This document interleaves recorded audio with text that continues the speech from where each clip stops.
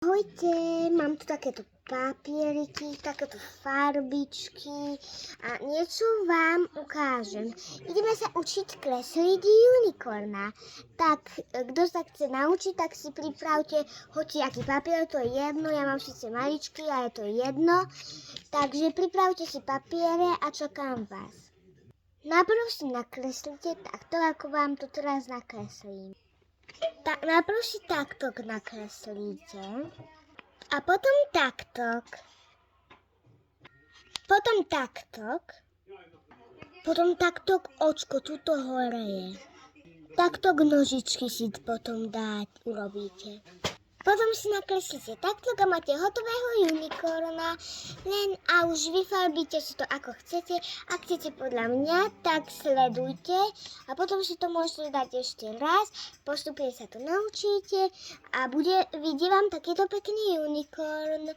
Vyfarbím vám to a potom sa pozriete, ako by ste to vy chceli mať, či rovnako alebo inak.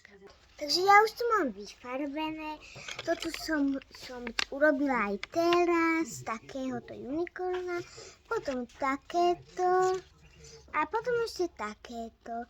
No ale vy si to môžete vyfarbiť ako vy chcete. Dobre, a ak chcete, tak vás naučím aj oko, viem ho veľmi pekne robiť. Ale aj to vás naučím, veď to je rýchlo. Tak vám ukážem oko. Sledujte. Tak toto urobte, ak chcete mať pekné oko na začiatku. Potom to urobte takto, ale táto čiarka, tak to iba omylom som urobila, inak vy to urobte takto normálne. Potom takto si to urobte. Potom takto. A vy, ak máte modré, zelené, hociaké farby oči, tak vy si to môžete vyfarbiť tak. Ja mám modré oči, tak ja si to vyfarbím na modro. Tak pozrite si.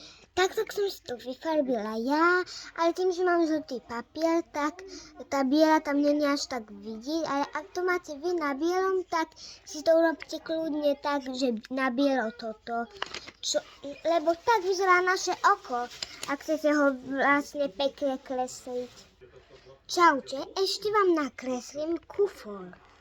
Teda naučíme sa nakresliť kufor. Takto si to nakreslíte, potom si to urobíte takto, aby